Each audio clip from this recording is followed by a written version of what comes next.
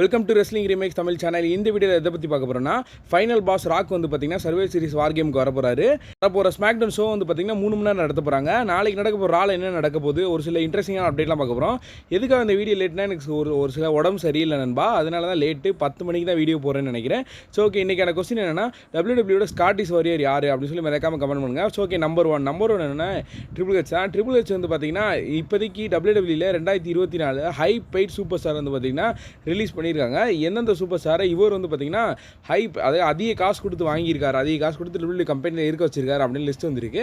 First பிளேஸில் இருக்குது Roman rhymes 15 million. அதாவது இது 1 இயருக்கு நம்ம மதிப்பு, இந்தியா மதிப்பு பார்த்தோம்னா செத்து போயிடுவோம்.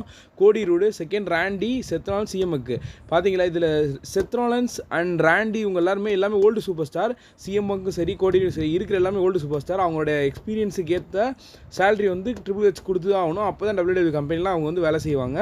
ஸோ ஓகே, நெக்ஸ்ட் அப்டேட் வந்து பார்த்தீங்கன்னா நம்ம Roman Reigns and Paul Heyman தான். Roman Reigns and Paul Heyman வந்து பார்த்தீங்கன்னா ரீயூனியன் ஆகிட்டாங்கன்னு உங்களுக்கு எல்லாத்துக்கும் தெரியும். ஏற்கனவே நடந்த இன்டர்வியூலே வந்து பார்த்தீங்கன்னா அவங்க 2 பேருமே வந்து எல்லாமே பேசியிருப்பாங்க. கிட்டத்தட்ட 19 நிமிஷத்துக்கு பேசியிருப்பாங்க. பால் ஹீமனும் ரோமன் ரைன்ஸால் தான் WWE கம்பெனி ஓடுது. 2019 தான் WWE கம்பெனியை இந்த உலகத்தில் இருக்க ஏகப்பட்ட பேர் பார்க்க ஆரம்பிச்சாங்க. கிட்ஸ் எல்லாம் லவ் பண்ண ஆரம்பிச்சாங்க. அது காரணமே நம்ம ட்ரைபல் சீஃப் ரோமன் ரைன்ஸ் தான் அப்படின்னு சொல்லியிருப்பாரு.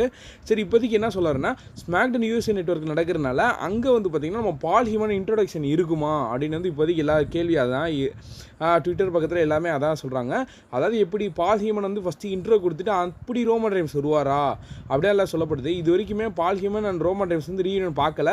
மேபி அந்த இன்டர்வியூவில் பார்த்தனால இப்போ எல்லாருமே ஃபேன்ஸ் எல்லாமே USA நெட்வொர்க்கில் மேபி இந்த மாதிரி நடக்கணும் அப்படின்னு வந்து எதிர்பார்க்குறாங்க. USA நெட்வொர்க்னால நம்ம என்ன நடக்கணும்னு சொல்லவே முடியாது. இப்போதைக்கு வந்து என்னென்ன அப்டேட் வந்திருக்குன்னா, ஃபைனல் பாஸ் ராக்கெல்லாம் ரிட்டர்ன் ஆக போகிறோன்னு சொல்கிறாங்க.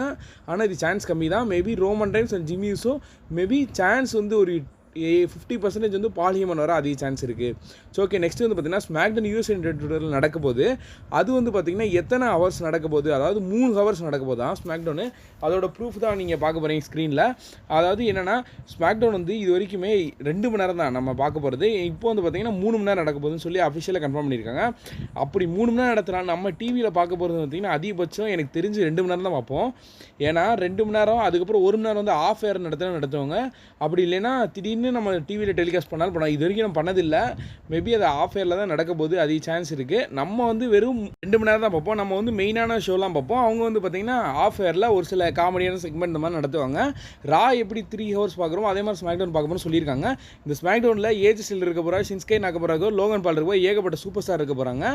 எதுக்கு அந்த US நெட்வொர்க் இவ்வளோ இதுன்றாங்கன்னா, இவ்வளோ இம்பார்ட்டன்ட் கொடுக்குறாங்கன்னா, இது வந்து கம்பெனி WWE கம்பெனி இருக்கிற இடமே அந்த USA தான். அதனால தான் இவ்வளோ இது இம்பார்ட்டன்ட் கொடுக்குறாங்க. நம்பர் 2 ஷைனா பிளேசர் தான். ஷைனா பிளேசர் வந்து பார்த்திங்கன்னா ஒரு மல்டி இயர் கான்ட்ராக்ட் வந்து சைன் பண்ணியிருக்காங்க. அவங்க வந்து பார்த்திங்கன்னா மல்டி இயர்னா ஒரு 2 to 5 ஹவர்ஸு வந்து கான்ட்ராக்ட் வந்து சைன் பண்ணியிருக்காங்க. அவங்க வந்து பார்த்திங்கன்னா இதுதான் அவங்களோட லாஸ்ட் கான்ட்ராக்ட் சொல்லப்படுது. இதுக்கப்புறம் வந்து பார்த்திங்கன்னா WWE அவங்கள பார்க்க முடியாது. அதுக்குள்ளேயும் உங்களுக்கு ஏதாவது ஒரு சாம்பியன்ஷிப் கொடுத்தாங்கன்னா நல்லாயிருக்கும். இவங்களும் ஒரு ஹீல் கேரக்டராக இருந்தாங்க முன்னாடி. இப்போதைக்கு ஃபேஸ் ஆகிட்டாங்க. ஹீலாக இருந்தப்போ நல்லா இருந்துச்சு.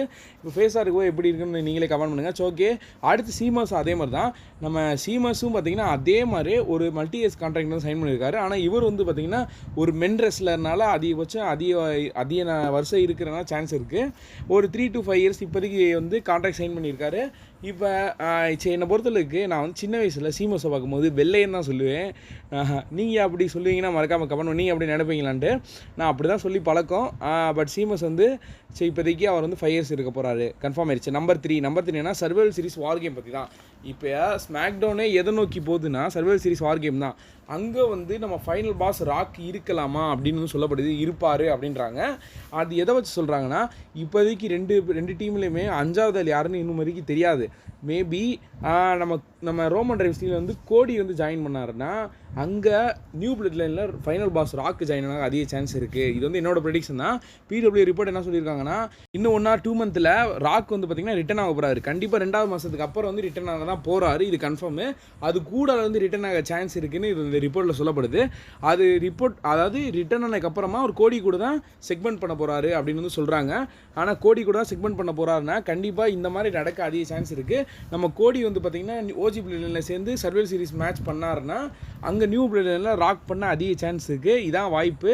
அதே மீறி போச்சுன்னா 1 or 2 மந்த்துக்கு அப்புறமா என்ன மேட்ச் வருதுன்னா டே 1 தான் வருது. அங்கே ஃபஸ்ட்டு ராவில் வந்து இருக்க தான் போகிறார் ராக்கு. இது வந்து அஃபிஷியலி கன்ஃபார்ம்டு. அங்கே வந்து பார்த்தீங்கன்னா கோடி கூட செக்மெண்ட் பண்ணார். ராயல் ரம்பரில் மேட்ச் பண்ண அதிக சான்ஸ் இருக்குது. ஸோ ஓகே, நம்பர் 4 என்ன ரியா ரெஃப்ரி பற்றி தான். ரியா ரெஃப்ரி வந்து பார்த்தீங்கன்னா என்ன சொல்லியிருக்காங்கன்னா, நான் வந்து ஜட்மெண்ட் டேயில் பிரித்தது வந்து எனக்கு சுத்தமாக பிடிக்கலை அப்படின்னு சொல்லியிருக்காங்க. என்னன்னா அவங்க ஓல்டு ஜட்மெண்ட் டேயில் இருந்தது பார்த்தீங்கன்னா பெரிய ஹீலர் இருந்தாங்க, ஒரு மாமி ரியா ரெஃப்ரியா. எல்லாத்தையும் அதாவது மென்ஸ் எல்லாம் போட்டு வெளியே இழுத்துக்கிட்டு இருந்தாங்க. ஆனால் இப்போ வந்து பார்த்தீங்கன்னா ஜட்மெண்ட் டேக்கு அகைன்ஸ்டாக இருக்கிறதுனால அந்தளவுக்கு அவங்களுக்கு வந்து செக்மெண்ட் பிடிக்கலையா. ஏன்னா அவங்க 2 பேருக்கு இப்போ நடக்கிறது சுத்தமாக பிடிக்குது, நல்லா இருக்குது செக்மெண்ட்டு. ஆனால் அவங்களுக்கு பிடிக்கலையா. அவங்க வந்து ஓல்டு ஜட்மெண்ட் டே இருக்க தான் எனக்கு ரொம்ப பிடிச்சிருக்கு. திருப்பி அகைன் வந்து ரீயூனியன் பண்ணால் நல்லாயிருக்கும் அப்படின்னு சொல்கிறாங்க. WWE ஒரு கோரிக்கை வர்றாங்க, அவ்வளோதான். ஸோ ஓகே, MVP வந்து பார்த்தீங்கன்னா ட்ரிபிள் ஹெச்சை பற்றி ஒரு திட்டிருப்பார். என்ன திட்டிருப்பாருன்னா, அதாவது ஜெயிண்ட் ஓமஸை வச்சு உங்களால் ஒன்றுமே செய்ய முடியலையே அந்த மாதிரி திட்டிருப்பார்.